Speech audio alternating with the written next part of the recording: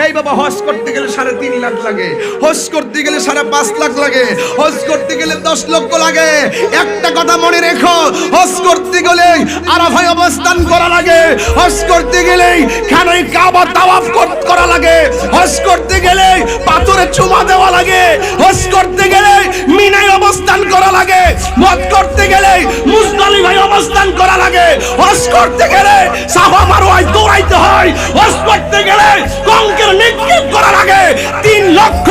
5 লক্ষ টাকা গুনতে হয়। এই তালতলার মানুষ, এই কসবার মানুষ দার্থহীন কণ্ঠে আজকে জেনে নাও, হজ করতে গেলাম এত টাকা লাগলো, কিন্তু আমার নবী বলেন